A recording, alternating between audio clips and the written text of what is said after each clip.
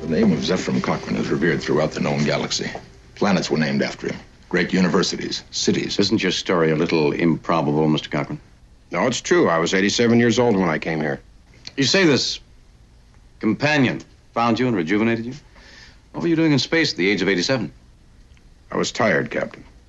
I was gonna die, and I wanted to die in space, that's all. True, his body was never found. You're looking at it, Mr. Spock. If so, you wear your age very well.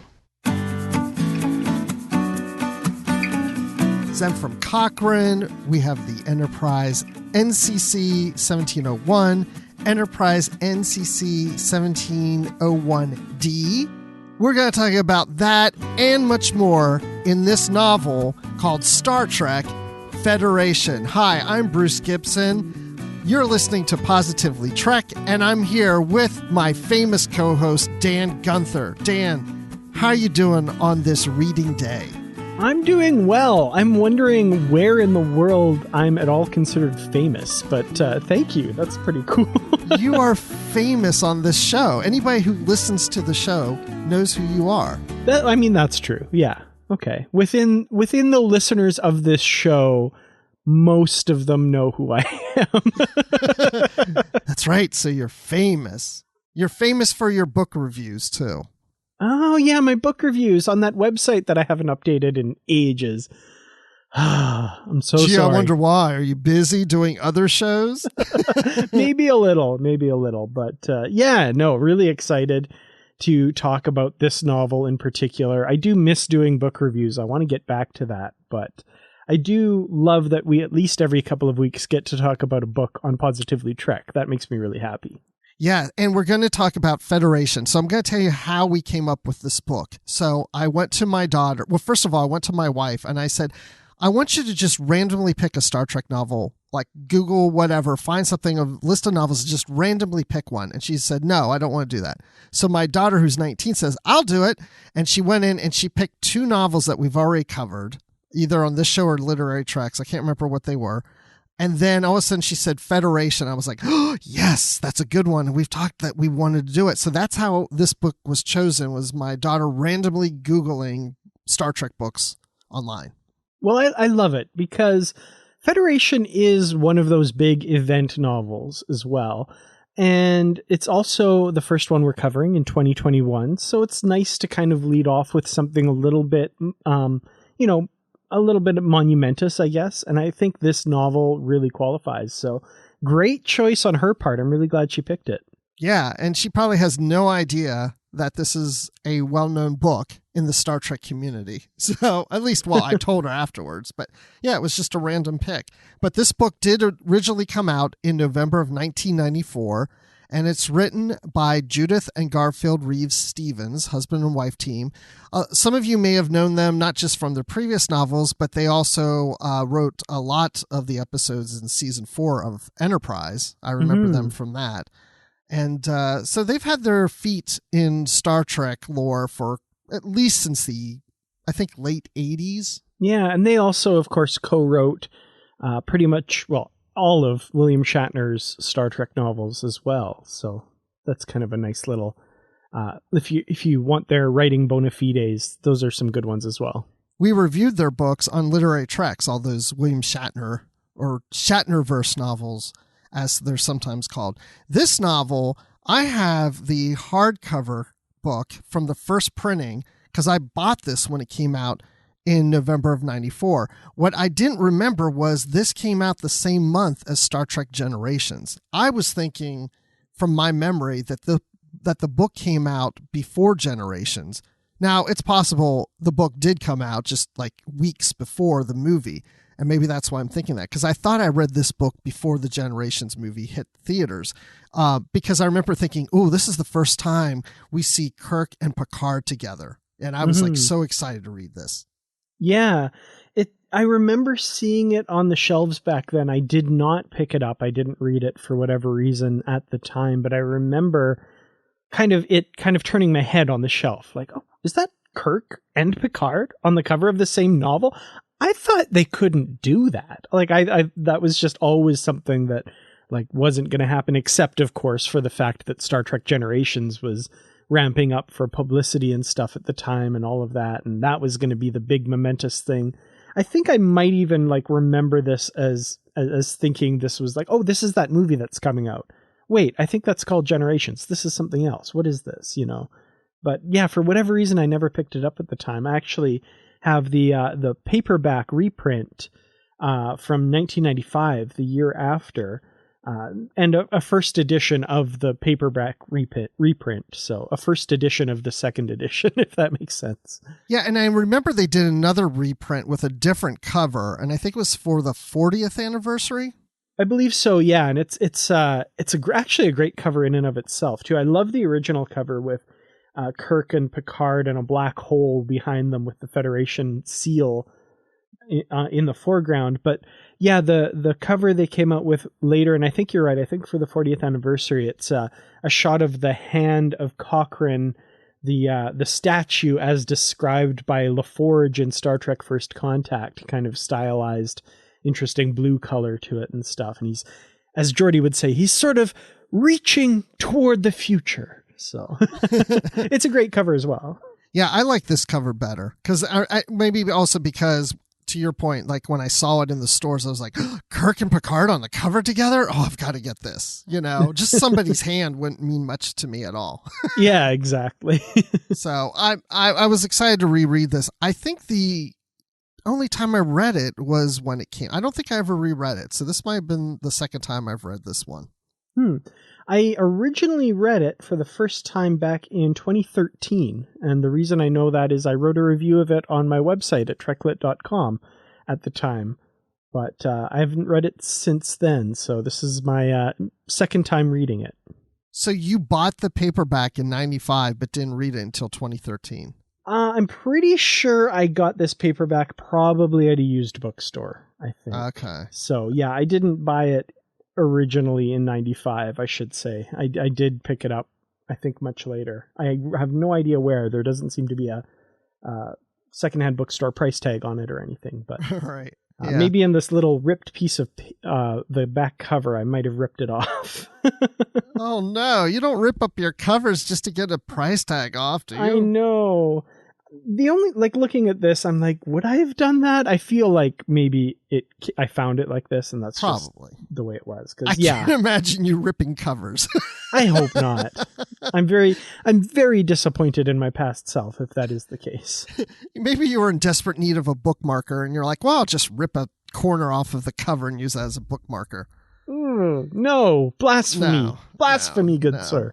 So, well, we're going to go into spoilers and everything. So if you haven't read this book and you might not want to listen to this episode, or you just want to listen to the episode, even if you didn't read the book, just so you know what the book's all about, and then you don't need to read it, or maybe then you want to go and read it. But to that point, Dan, speaking of picking up the book and going in and reading it, at the time that you read this in 2013, what did you think how Zefram Cochrane was written into the story? Because this book came out a couple years before Star Trek First Contact, so there's a lot of differences in how they wrote his backstory and his first warp flight mission to Alpha Centauri on the Bonaventure and not the Phoenix.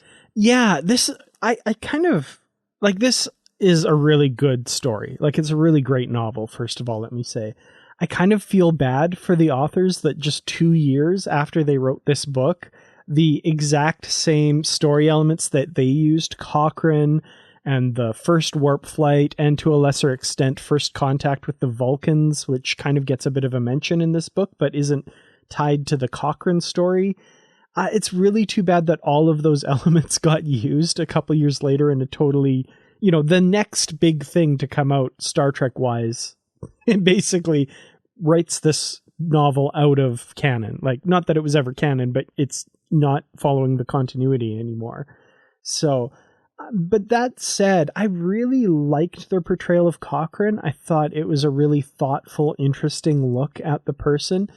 And there's a few parallels to how he appears in First Contact. He's not quite the, I would say, broken man, I guess, that he is in First Contact, but he's still a very rounded individual with foibles. Like, he's not this great, perfect man of history. He's a good man. Like, he's very virtuous, and it makes sense that his vision would usher in the Federation, but at the same time, he's got aspects of him where he stumbles and doesn't always make the right decision and doesn't always think the best thoughts and all this kind of stuff. So I really liked how well-rounded that character ended up being in this novel. Yeah, in the acknowledgement section of the book, in the back of the book, they even said here, Cochrane's adventures prior to and after inventing the warp drive are explorations solely of our own creation and thus could be superseded by official adventures in the years to come. Until then, we hope the audience will enjoy reading this one possible Star Trek adventure as much as we enjoyed writing it. It's almost like they knew something was coming, you know? Yeah. But to your point, I mean, it's, you know, I've seen some things I've read where people say, well, it still could kind of work because he goes on this 8-month historic first warp flight on the Bonaventure. And some people place this right after his Phoenix flight, almost as if the Phoenix flight was more of like a test flight. And then this was the actual first interstellar flight on the Bonaventure, which of course the Bonaventure comes from the animated series when they said it was the first warp vessel that had ever existed. Yeah, I mean, there's some, I guess you could kind of squint and make it work, but I feel like it's almost a bit too much work because, you know, first of all, the Cochrane that we see in First Contact would have to be like 31 or 29 years old, somewhere in there. And yeah. I don't know, James Cromwell in 1996, I don't know if he could play that young, but okay. Radiation poisoning is what some books have said. I've heard that. Yeah. You know, it when it becomes more work to make it fit than it is to just, you know, enjoy it and accept that it doesn't quite fit. That's kind of where I draw the line personally. So, you know, I'm okay with this not fitting. And in my mind, it's not reconcilable. Like, and someone else may look at this and think differently and find ways to make it fit. And that's valid. That's fine. For me personally, I look at it and say, well, it can't fit, but that's fine. Like, it's still a terrific story and I still really enjoy it for what it is. And yeah, it's like the authors say, it's one possible story in the Star Trek universe. You know, some of the things like all of the support he has, like infrastructure and that kind of thing, whereas First Contact has him and a very small crew kind of building it out of a nuclear missile in Montana in the, you know, aftermath of World War III, whereas this one, he has the warp flight and World War III happens years later when he's not even on the planet. There's just enough things like that it becomes kind of untenable for it to try and make it fit. So I just throw up my hands and say, I don't really worry about it. Yeah, and that's a good point. I also went back to the book Federation, the First 150 Years, and that book came out after First Contact, and it has World War III taking place before Cochrane's first warp flight, and it portrays it a little differently. And to your point, World War III follows his first warp flight. As a matter of fact, he has a friend named Micah Brack who tells him and warns him that, you know, because of his technology, war is eventually going to happen. It always happens with any technology, any advancement in the human race. There always seems to be war that follows. And there's interest about funding his research project from Brack. He's helping fund his stuff. But, you know, this all turns out to be true. But at the same time, then we find out, or it's speculated later in the book, that this Micah Brack is Flint. And I'm just like, where did I miss something? Or is that just only where Kirk speculates this at the end of the book? Oh, no. It's there from the very beginning. Absolutely. So if you watch the original episode that Flint is from, Requiem for Methuselah, Spock mentions that the planet that he lives on was originally purchased by a man by the name of Mr. Brack. And he suspects this is one of the many aliases that Flint has used throughout his existence, along with Da Vinci and Merlin and Brahms. And like even there's the Brahms symphony that they're listening to at the beginning, but it's not a Brahms symphony. But Cochrane says it's almost as though Brahms wrote a new symphony that no one's ever heard of. This sounds like Brahms, but it's not one that I've ever been familiar with. Like, what's that about? And there's all these little hints throughout that, you know, if you're familiar with Brack and Flint in Requiem for Methuselah, they're very subtle, but they're really there. One of my favorites, and just jumping all over the novel towards the end, Zefram Cochrane, and I mean, we're deep into spoilers already, I think, in this novel. So just here's your warning, I guess. But he survives in one way until the Next Generation era. He's thinking to himself, I wonder about my old friend, Micah Brack. I wonder if he'd be jealous about how long I've been able to live. And I'm kind of like, hey. Nope. See, I'm not that familiar with that episode. I've seen it. I'm somewhat familiar with Flint, and I know we've seen in other comics and novels of characters that are Flint, but I'm not that familiar with him that I didn't even pick up on it. And it wasn't until the end of the book where Kirk's like, could that have been Flint? And I'm like, wait, why? What? Did I miss something? Yeah, I'm not as familiar, but that's pretty cool. I'm glad you went through that with me. That helps a lot. There's a lot of characters in here. Like, basically, almost any secondary character in this novel has been referenced before in Star Trek. So even Cochrane's old friend, Sir John Burke, was the head of the Royal Academy, and he's given a name drop at the start of the episode, The Trouble with Tribbles, where Spock is saying John Burke was the head of the Royal Academy from whatever. And Chekhov was saying it was some Russian that mapped this area of space. And Chekhov was like, Royal Academy. Well, yeah. Yeah, that one I knew. That one I did pick up on. So that one's cool too. Yeah, there's a lot of things that are woven in through here that come from TOS and from TNG, but mostly TOS in this novel, which I think is a great way to write a novel called Federation, because it almost feels like it should be an anniversary book, even though it didn't really come out during an anniversary, but it has that feeling to it. Yeah, one thing this novel does, I find, is it really links the past of Star Trek to its future, if that makes sense. And that maybe sounds really obvious, but there's always this feeling when I'm watching Star Trek that, like, you know, there's the 20th and the 21st centuries, and then there's kind of like, and then something happens, and now we're in Star Trek, you know? Right. And this one, you kind of trace that. And because a lot of these characters are ones that have been mentioned or are ancestors of people that we see in Star Trek, we see an ancestor of Richard Daystrom, for example, and a bunch of other characters. It really has this thread that links it all through, that makes it feel like, this is the path to there, and this is what happens in those intervening years, and this is, you know, how the Federation comes to be, basically. So I don't know. I really like that about it, that it somehow made all of Star Trek feel more real because of this story, if that makes sense. Yeah, that makes sense. Even though it doesn't connect with First Contact with Cochrane, it's just another interesting story that has been concocted about Cochrane that could have happened. It's, you know, every time we pick up fiction, it's really a what if scenario. And this is another what if scenario.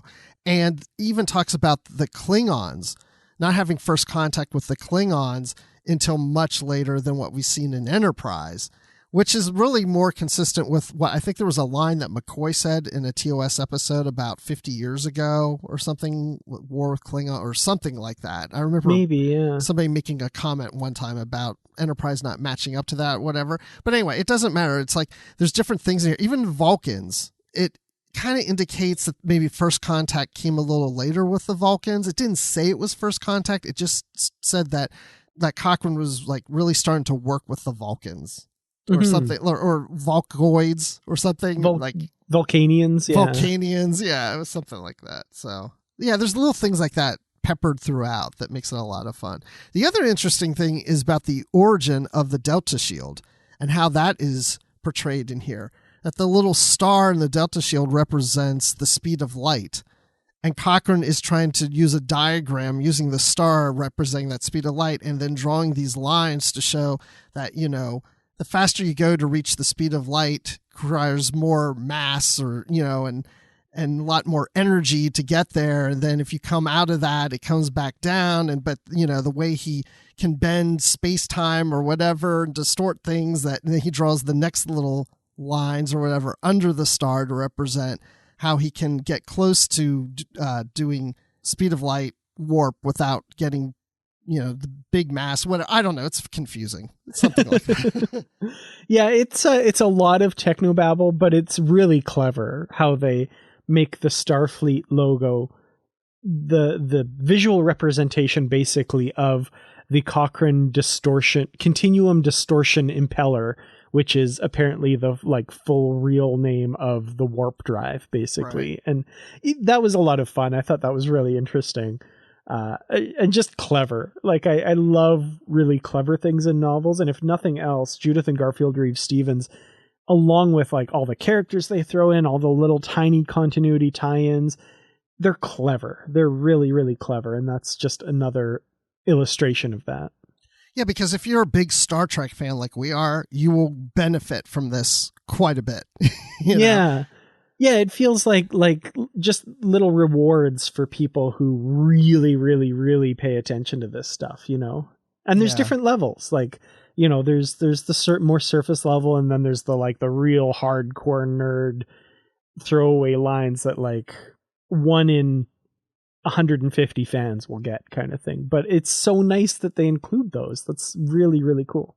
Yeah, in this book, even though Kirk and Picard are portrayed on the original cover, and to your point, later it's Cochrane's hand in the 40th anniversary edition, it makes sense to have his hand there because to me, after reading this novel, this is really a Zefram Cochrane novel. Mm-hmm. It's not so much a Kirk Picard or TOS TNG crossover. It's part of it, but to me, it really comes across as a Cochrane story because, and actually to me, it's probably the more interesting part of the story, just even his backstory with the Optimum movement and how all that played out in the mid 21st century. And this Colonel Adric Thorson, who is a future version of Hitler in all respects. So, I mean, he's in this thing where he wants to develop the warp bomb and he's looking to Cochrane to do it because Cochrane did in a test, he did create something that wiped out a certain area of a planet without any radiation poisoning afterwards. And this guy, Thorson, wants him to recreate that and make the warp bomb. And he's like, well, you can't necessarily do that. And that's when he draws the little Delta shield and all that. And again, technobabble comes into this. But did you enjoy the whole World War III Optimum movement and all that storyline in this? I thought that was really interesting because, again, it's kind of linking to our time and showing how, you know, something like this could happen. One thing that kind of chilled me a little bit about this compared to when I read it in 2013 was them talking about the kind of rise of right-wing fascist movements in various countries all around the world that are kind of part of this Optimum movement. That was a little bit chilling because we've been seeing a little bit of that in various places around the world, you know, just slightly more right-wing, what some people would call fascist governments kind of coming into power and stuff. And so I felt that had a little bit more resonance to me this time around than before, which is probably not the best thing. But, you know, it was fascinating to see kind of an alternate world of ours and how this could all kind of get going.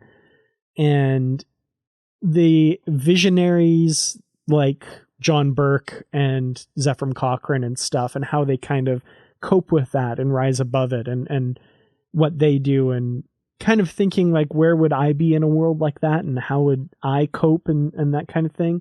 It's a little scary to think about, but it was an interesting part of the story that I really got into reading this. I did too. I almost want to say it was probably one of my favorite parts of the story. Mm-hmm. Just for the reasons that you mentioned, there was a lot of things to think about. First of all, could our future be this way?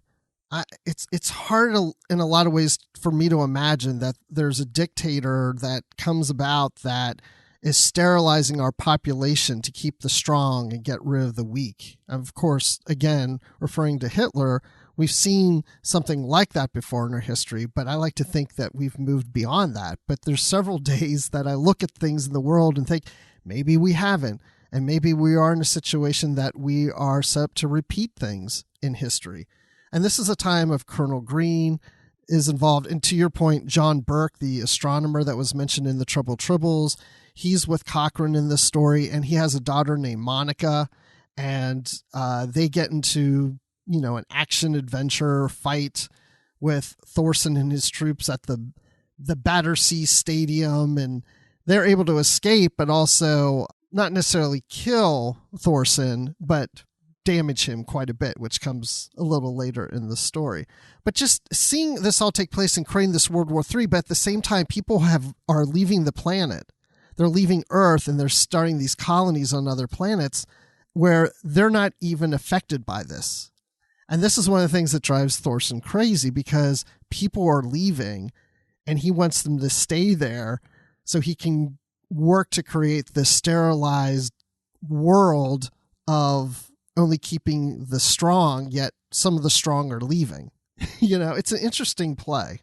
Absolutely. The other thing I was reminded of was Pol Pot in Cambodia. Like, this really feels like what that movement was as well, where basically they took like the strong rural hardworking farmer people and made them in charge of everything, and like emptied out the cities of the intellectuals and the doctors and things like that. And the killing fields of Cambodia are famous or infamous, right, for the huge numbers of people that were slaughtered in that movement. And like, I was recently learned about that history when I visited Cambodia a few years ago, and that was really echoing through this as well. And like, that was, in the 70s, so not that long ago. We're getting further away from it now, but these movements can crop up, and I feel like I'm getting on a bit of a soapbox here, but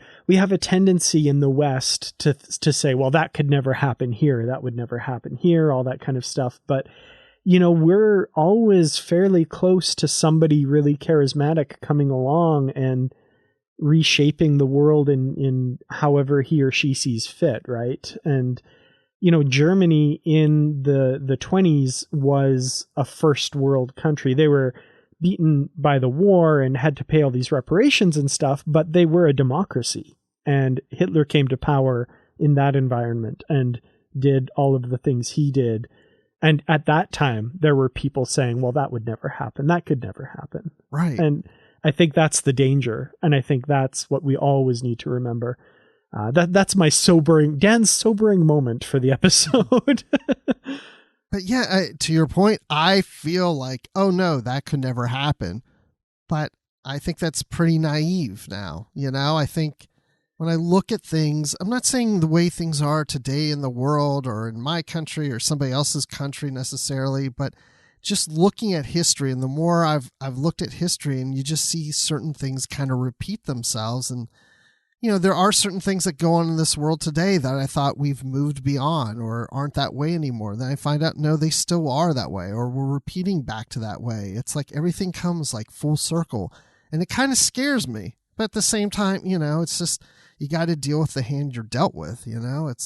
I mean, who would ever think that we would have a situation like with COVID? Mm-hmm. That to me is something I would have thought, oh, that only happened back in the old days with science. We would never have a plague that just goes, that sounds too sci-fi now. I mean, that probably would never happen. Yet here we are.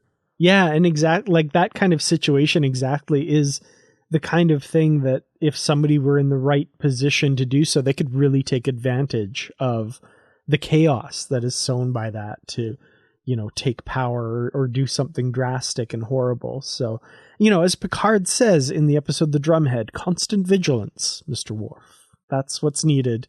We must ensure that someone like Adric Thorson, for example, is never given the power that he needs to, do his worst.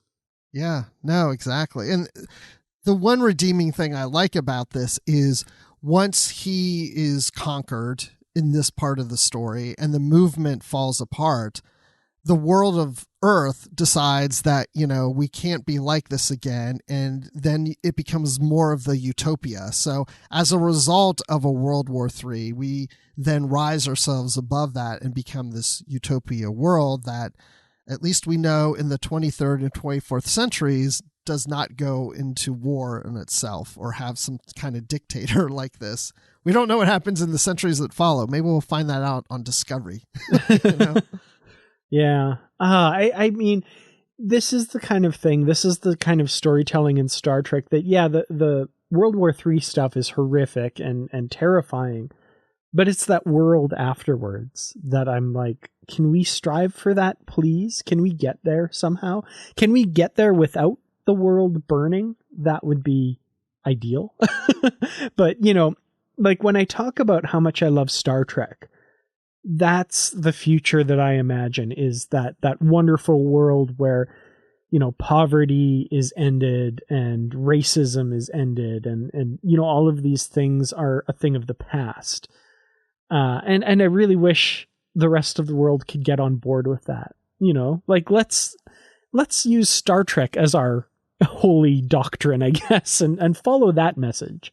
And that's one of the reasons I love this book so much, is I feel like it's written with that Star Trek ideal in mind and a celebration of what that represents.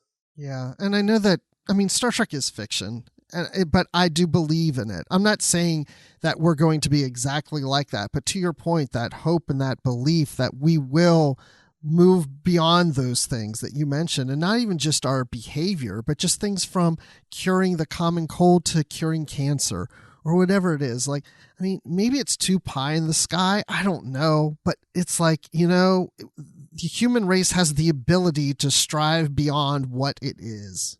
And that's what's important. We need to hold on to that. And the only way you're going to make it is if we all come together and we create that hope and that belief in ourselves that we can make it happen. And that is a very powerful thing that can accomplish these goals. Absolutely. And there's nothing wrong with striving for something, even if it is ultimately impossible. It's the strive for that world that I think is important. And, you know, if we don't strive for it, there's no chance for it. So why not strive for that? Yeah. And even if we're not going to agree on everything, we can respect each other's beliefs. We can respect each other's wants and needs, but we can find that common ground to get there. Why do I feel like we're standing on soapboxes right now, Dan? There needs to be like music swelling. This is getting a little bit ridiculous, but yeah, no, that's that's how I want our future to be. You know, this really says a lot about this book too, because look what that just brought out in us in this conversation. That's what this book accomplished. So I'm going to tell you right now, this book gets 5 stars out of 5. Because for a Star Trek book to bring this out of us is doing its job. That's what Star Trek is. But I won't say it's not everything's perfect. I'm going to bring up one thing that bothers me. Even though this is called Positively Trek, I'm going to bring one little thing that's a little negative into this. And I want to see if you had an issue with this part. There's a section in here that is talking about how the world dealt with the aftermath of World War III when Cochrane is surprised to see that we have a fleet admiral on the Enterprise that is a woman. And he's surprised to see a woman in power, because certainly Kirk would be the one in power and the woman would be answering to him, because women took a step back after World War III to go back into the role of the protected category to help, you know, kind of repopulate worlds or whatever.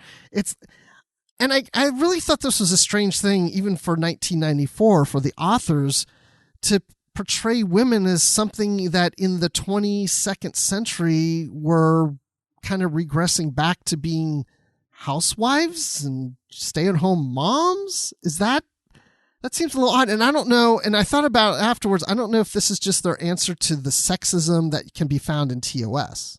See, that was my thinking as well, because, I definitely kind of tripped on that a little bit as well and was kind of going, seems really strange. What's this about?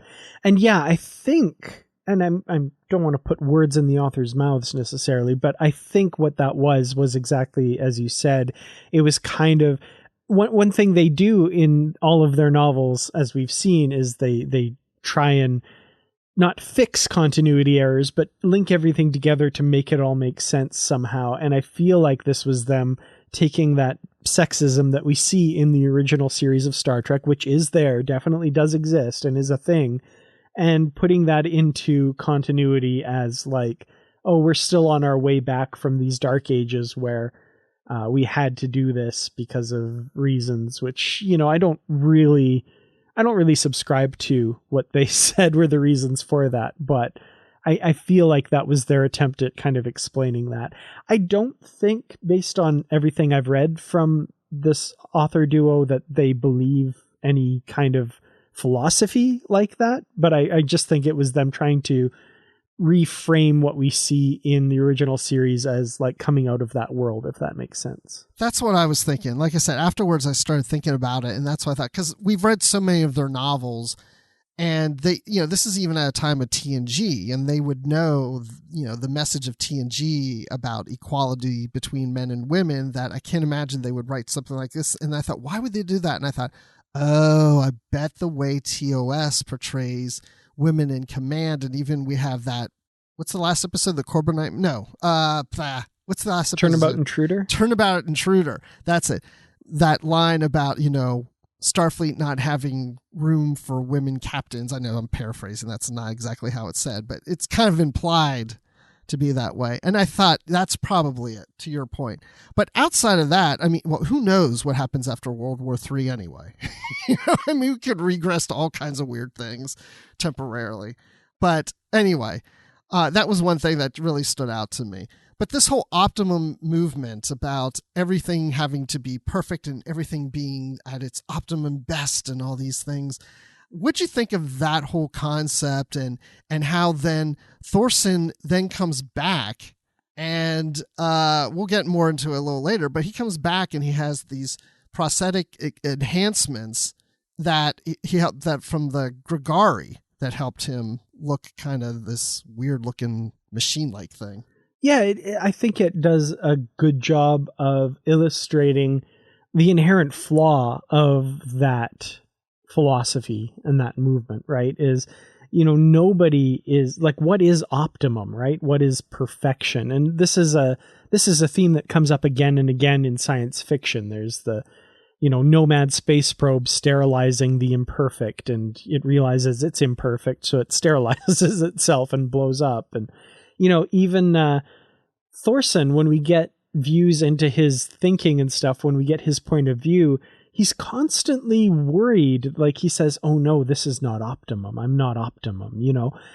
This inherent, like, horrible, destructive philosophy that just, there's no single human being that could ever live up to optimum, whatever that means. And just the dismissal of anybody with some small defect up to large defects in his mind or whatever is just like, it's such a horrible philosophy. And it ultimately is what destroys him, is his striving to be optimal. Right. So, and he gets rid of all the doctors and then gets half his body blown up, like, this is not a, because you don't need doctors, because the strong survive and the weak perish, right? So why would you need doctors? They just help the weak survive. But yeah, that's not how real life works. Yeah, and what's funny to me, what he's trying to accomplish is perfection in the world. And the result is that he is not successful at that. But what happens afterwards is the world does become more optimal. Not because of what he did, the after effect of what he did, the world can do it on their own. They can strive for perfection and their optimal use of themselves, as opposed to someone deciding for them. Mm-hmm. Exactly.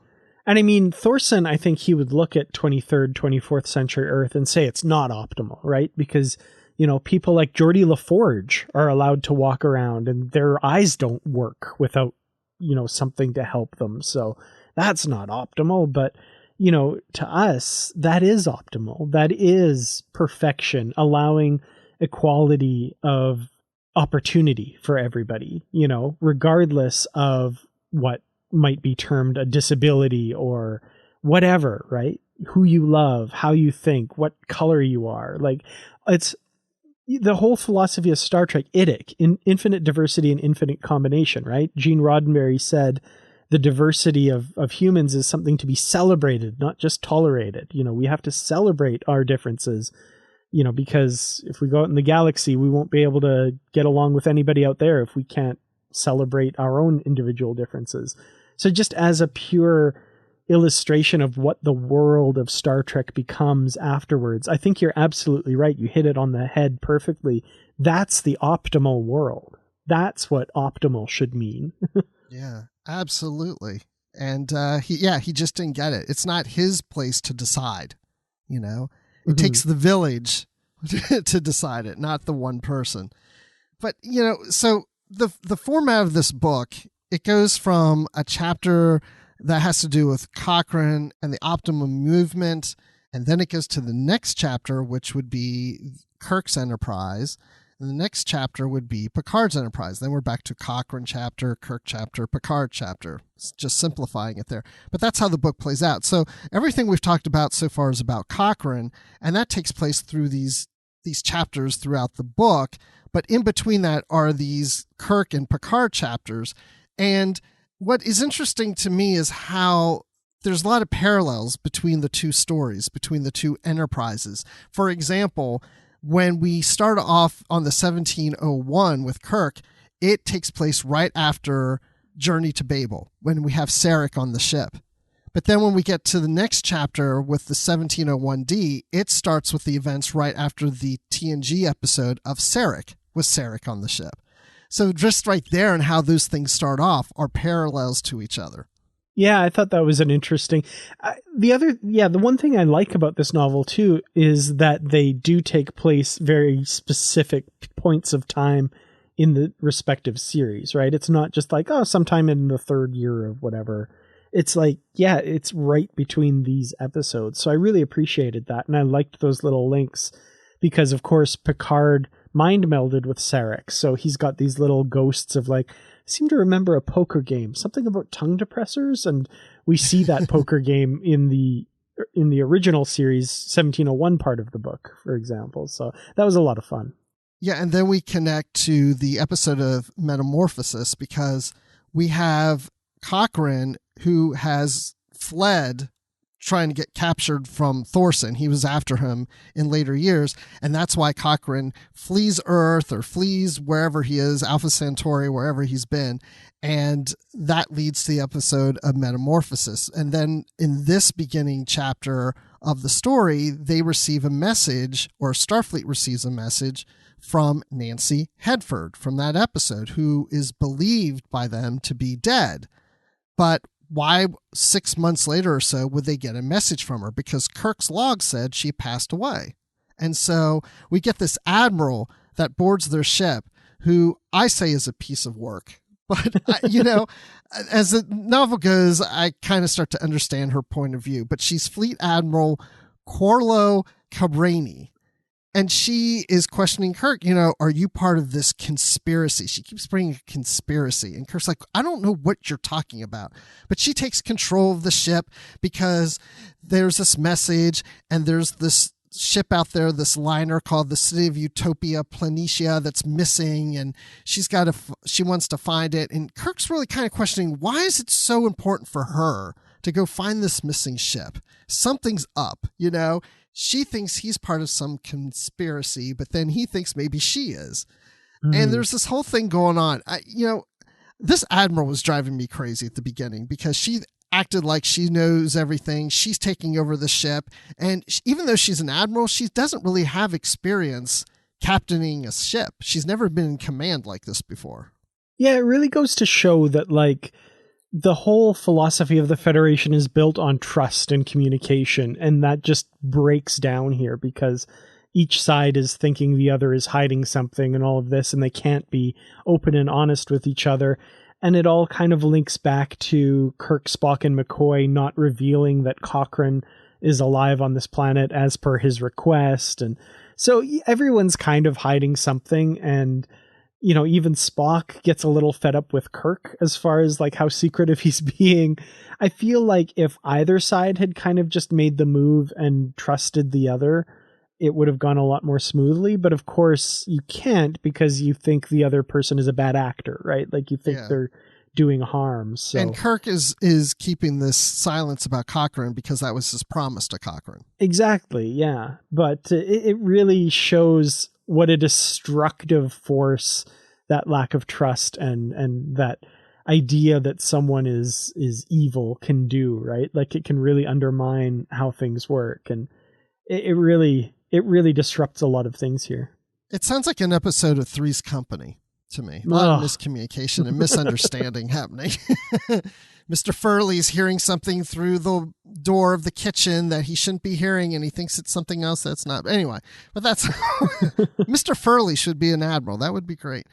But I also thought this point that even Kirk's log hides Cochrane's situation, that Cochrane's on this planet with the companion, because that was a promise to Cochrane. But then he does his own personal log that is then placed in Starfleet archives, which the rule is that log will not be opened or listened to for 100 years.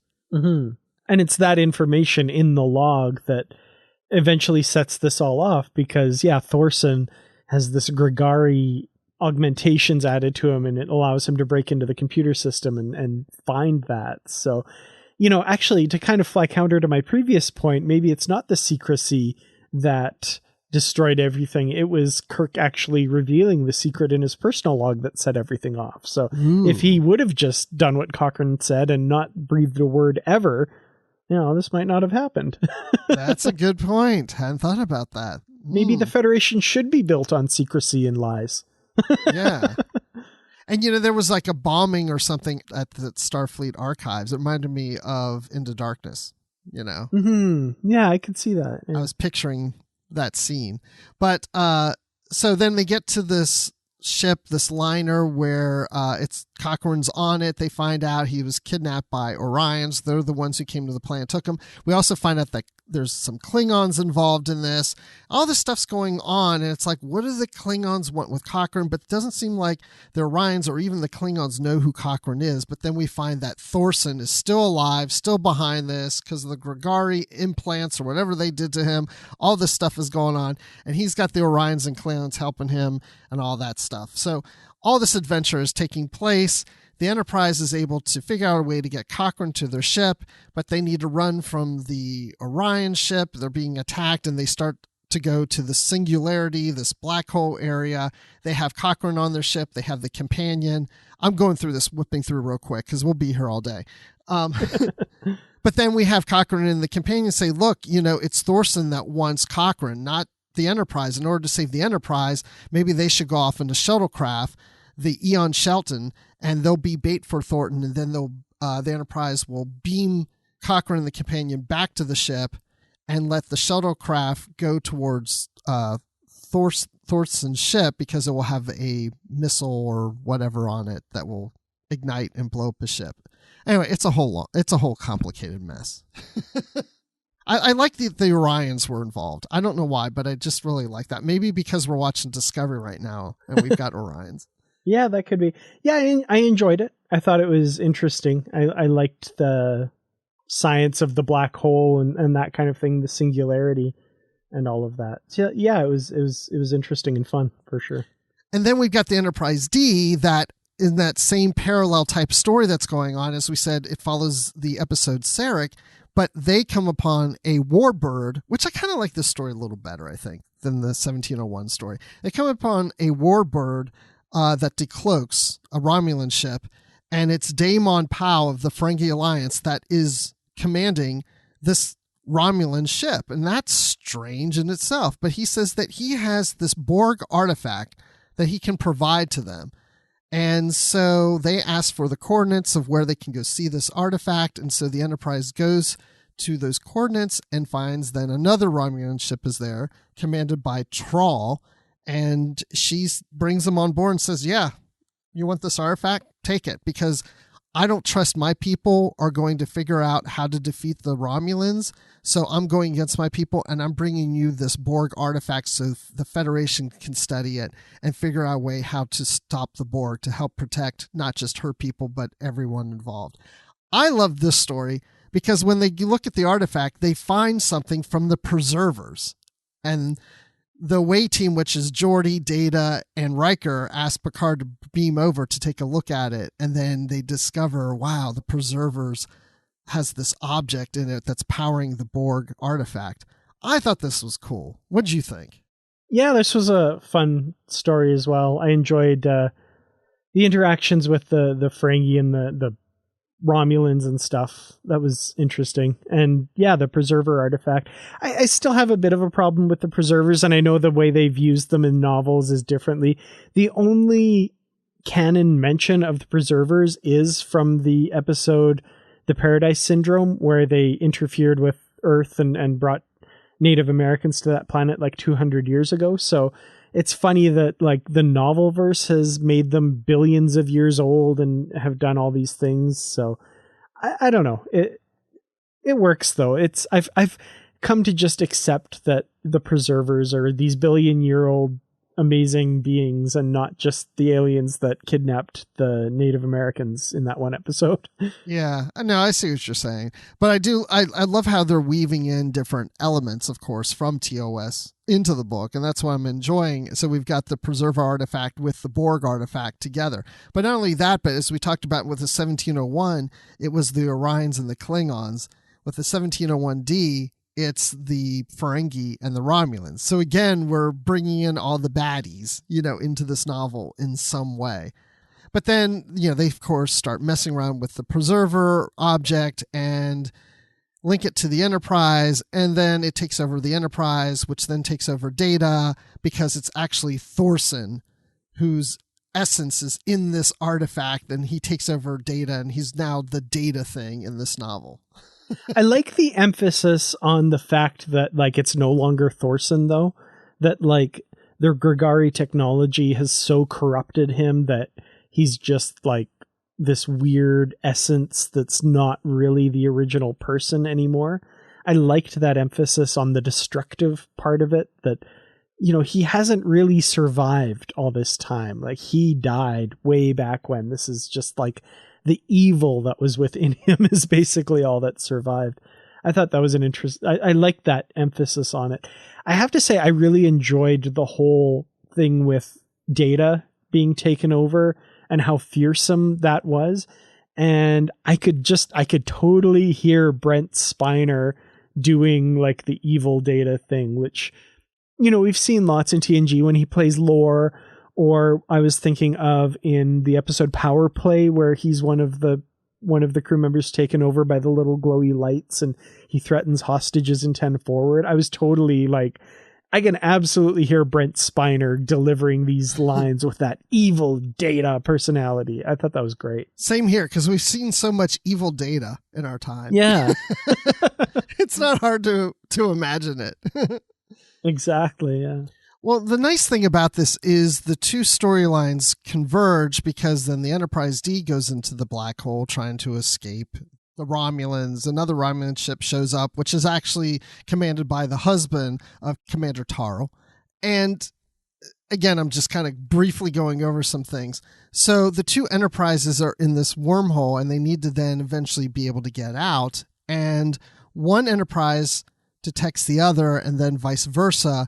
But the original Enterprise knows that it's a futuristic Enterprise, and they know it's a future Starfleet ship. I don't think they know it's the Enterprise, but the Enterprise D does know that the other ship is Kirk's Enterprise, and like, so you have to get into that whole thing of like, well, we can't reveal who we are, and Kirk's like, I don't need to know about the future. We got to be careful about all this. So they're not really communicating with each other, but then they both get to this conclusion that in order to escape, they have to work together without even communicating with each other. And it's brought up both from Picard and Kirk, the prisoner's dilemma, which is, and here's the great thing about this, is you have to work together, because if you don't, and you only work in your self-interest, you do not produce the optimal outcome, which is, here again, we go back to how Thorson as an individual thinks he can make the optimal outcome, but really it's about working together,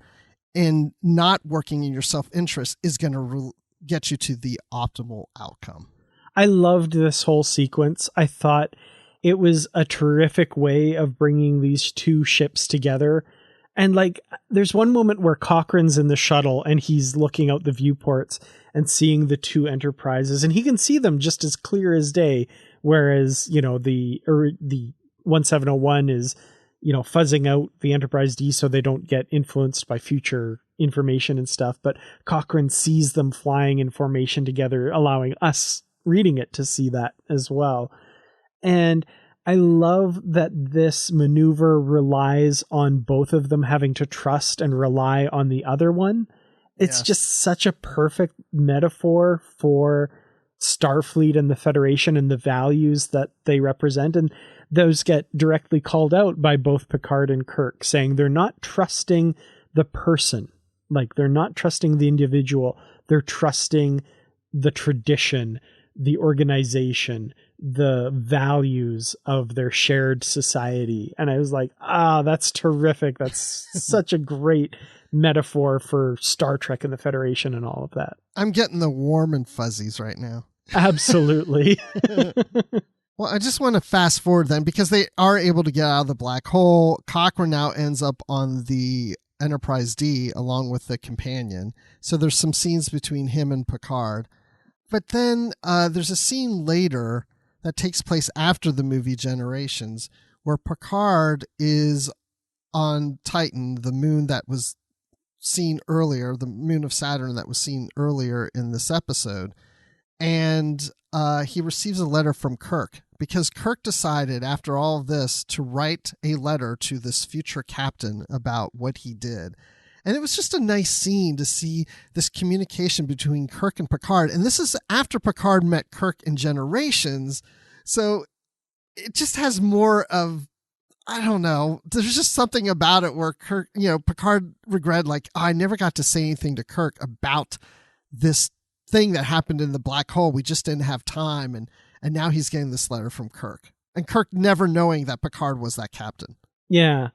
I thought that was a really nice way, first, to skirt the issue with Generations, because as you said, Generations came out like within a month or two of this novel being published. So there's probably not, like, they probably knew Kirk and Picard are going to meet at some point, and then like, oh, okay, now we know more about the movie. They probably got some insight, so they were able to pepper in a couple little references, but they still have to kind of work around the fact that, yeah, these two do meet at some point. This doesn't come up. So I liked that little skirt around it there. And that letter, it's really poignant and just a lovely moment. I also love that the statue of Cochrane there, like, it originally had, his birth year and then like just a blank for when he died because no one knew. But they just recently chiseled in the year, which was like very recently, like TNG season 3, because he technically lived to that time. I thought that was really cool. Just neat. One other quick little thing. The community they're at is called Christopher's Landing. Did you get that reference? No. I feel like I knew, but now I can't remember. I think I looked it up. So the original series episode Tomorrow is Yesterday, Captain John Christopher, his son, Colonel Sean Jeffrey Christopher, did the first Earth-Saturn probe. So, this Christopher's Landing must be, he landed on Titan here or something. So I thought that was clever. See, there's a lot of little things in there. I love it. It's so clever. They're so good. And there's probably some we missed or forgot about. I mean, there's tons of it. So good. One thing I thought that was cool then here at the end of the book, then there's a chapter about the distant future. And it's a future enterprise that's investigating a preserver artifact that leads them through a doorway into alternate dimensions. Now, when I was reading this, I thought, okay, this is a future enterprise in the distant future. I like to think it's during the time that Discovery is in right now. Oh, but I feel like it's beyond that. Beyond that, absolutely. Yeah. It feels like way beyond, personally. But yeah, I love that they're in the void between the galaxies, and it's like, the feeling I get from this novel is there's this whole other community of races and species out there that are just so far above and beyond us. And I was recently watching a YouTube video. I'm going to get all philosophical and stuff. And the scientist, I forget which scientist it was, but he had the theory of different levels of civilization. So a type 1, type 2, type 3 civilization. And like a type 1 civilization is one that has utilized all of the available energy of their planet. And then type 2 is of their local star, and type 3 is of the entire galaxy. And like the people of Star Trek in the 24th century, and even in the 32nd century, they're not yet a type 3 civilization. Yeah. Like they're just, it's such a baby step compared to what people have theorized is out there. So I imagine there's this whole just other level that like the Federation and the Romulans and the Klingons, oh, they're too primitive. We haven't contacted them yet. Just like I imagine maybe we are in our galaxy. There's civilizations out there on the level of Star Trek that are like, oh, we don't contact Earth yet. They're too primitive kind of thing. So, yeah, you know, like right now on Earth, it's been said we're at about a 0.6 civilization or something. Like we're not yet a type 1 civilization. So I don't know. That's the impression I got from this chapter was like, oh, this is the next step. They're meeting that next level, and maybe they'll be joining this new Federation, like this bigger, better, awesomer, galaxies spanning Federation or something. I don't know. Well, at least they're still naming their ships Enterprise that far in the future. That was cool. Yeah. But yeah, to your point, yeah, I really got the impression this is very, very, very far into the future. I mean, yeah, it could be a couple thousand or a few thousand years from Star Trek timeline. But I was wondering at the time, what is the purpose of this chapter? And then it dawned on me, especially when we get to the very end with the Guardian of Forever. We have Kirk talking to the Guardian of Forever, which the book starts with Kirk approaching the Guardian of Forever. He's getting ready to retire. He's waiting for the Excelsior to come pick him up, take him back to Earth so he can be there for the christening of the Enterprise B. And he's contemplating the end of his career and the end of his life and the end of adventures. And he's asking the Guardian why. And the Guardian hasn't spoken for many years. And he's just asking why.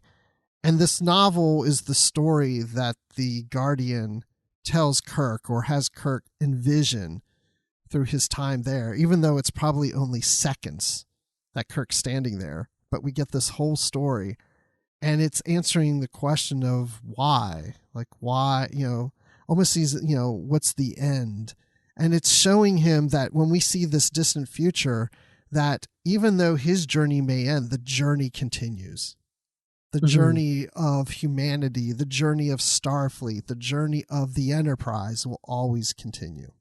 Yeah, I thought that was beautiful. I absolutely loved it. And I feel like this depiction of the Guardian of Forever, and spoilers for season 3 of Star Trek Discovery, if you haven't watched that, here's your little warning for this little next couple minutes. But I felt like this depiction of the Guardian of Forever fit really well with what we see in Discovery, because we get a little bit of an internal monologue of the Guardian of Forever here when he says, like, I'll sit here and wait until another worthy question comes along. And I was like, oh, this feels way more like a personified being. And I was like, oh, it's Carl sitting on his chair waiting. I just love that. I thought that was great.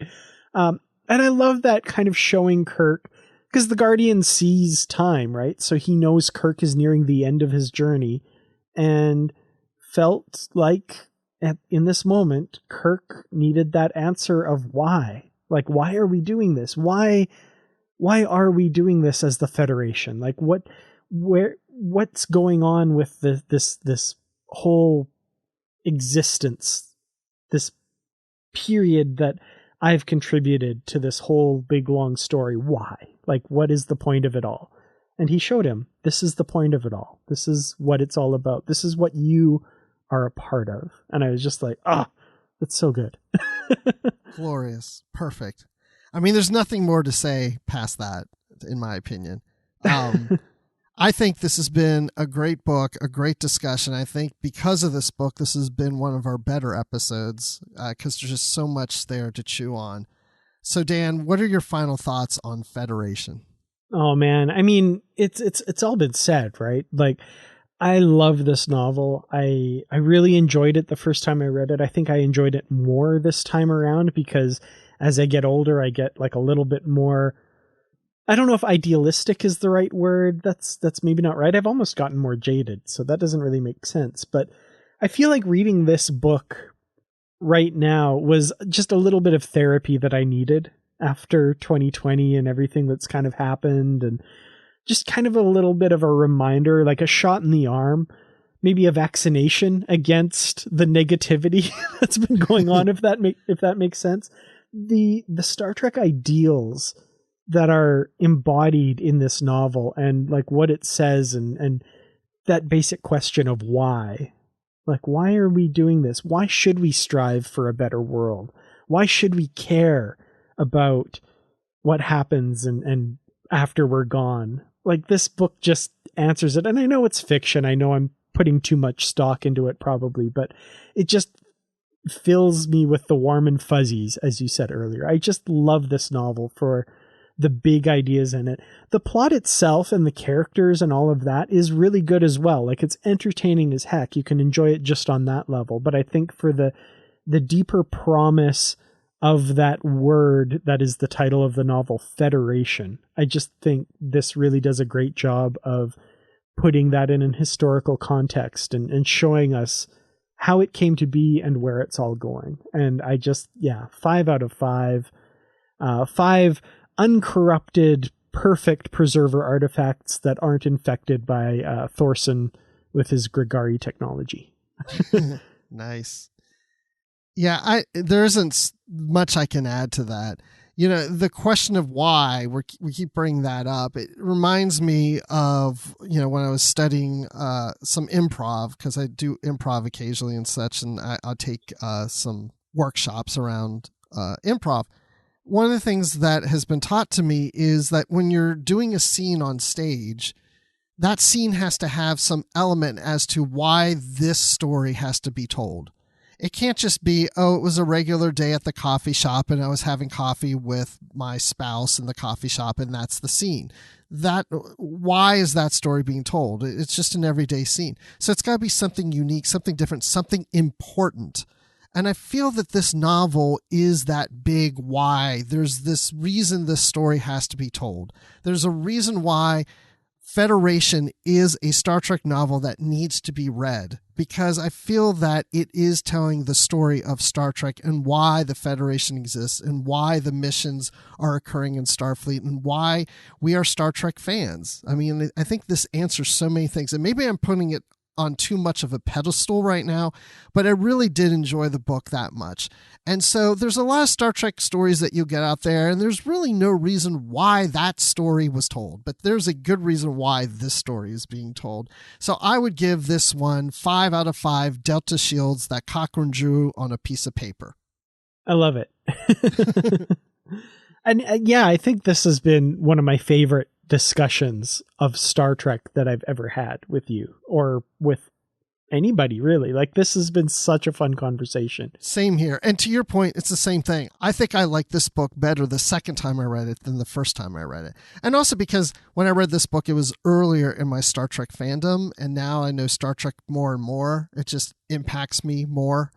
But also, just one thing I wanted to point out, even though it was written in 94 and it isn't consistent with some things that we've seen in First Contact or in Enterprise or any other future Star Trek, things don't always have to fit. I mean, you know, I've seen different versions of Clark Kent growing up on Smallville that contradict one another. It's just different stories. That's what fiction is. And if it all has to fit and you have to pretend it all takes place in the same universe, well, then this is a different timeline for Cochrane than what you've seen on screen. So exactly, it's about the story and what the story tells, and not so much of how it fits in with everything. Absolutely. I could not agree with you more on that one. So anyway, well, guess what? We're going to talk about another book on our next book club, and we're going to have the author here, James Swallow, to talk about the latest novel, Star Trek Picard, The Dark Veil. And this is the one that takes place on the Titan with Captain Riker and Commander Troy. And I've already read it, and I'm looking forward to talking about it. Ooh, so it takes place on the Titan. It's called The Dark Veil. Is that like the first officer, Christine Vale, goes all evil? Is that what this is about? No. It's a different veil than that veil. It's V-E-I-L, not V-A-L-E. Oh, darn. Okay. But now Commander Vale, who is first officer of the Titan, that's in the Trek verse, the lit verse of Star Trek. So that doesn't mean she's going to be in this novel, or will she? You'll have to read it and find out. I'm really curious about that myself. I hope to find that out soon. You will. You will find out soon enough. But anyway, Dan, when people want to talk about Star Trek books, novels, comics, series, movies, or anything Star Trek, where can people find you? Well, I'm always available to talk all things Star Trek on the Positively Trek discussion group on Facebook. So just search for that. Search for Positively Trek on Facebook. I'm always there. Way more than I ever was in the Babel Conference. I remember when we were on Literary Treks and we always pimped the Babel Conference. I never really went in there. I lurked a bit, but I didn't comment. Positively Trek discussion group, I feel like I'm in there all the time talking with people, and it's so much fun. I really want you to join. I'm also on Twitter at Kurtrats. You can always tweet to me there. I'll respond back to you as well. And my Star Trek novel review website, treklit.com. I'm really hoping to do a lot of work to update that in the new year here. So hold me to it. If you see that it's going by and it's not being updated, tweet to me. Let me know how disappointed in me you are, because I want to hear it. I need that motivation. So thank you for that. There you go. And you can find me on Twitter at Admiral_Rex. Of course, Positively Trek is on Twitter also, and on Instagram. You can find us there. Hey, you can always send us an email too at positivelytrek@gmail.com. And yeah, that Facebook group that we have, I'm going to tell you, I'm also a member of the Babel Conference, and lately there isn't a whole lot of talk about Star Trek in there. There's a lot more actually happening in our group on Facebook right now. So live long and prosper and stay positive.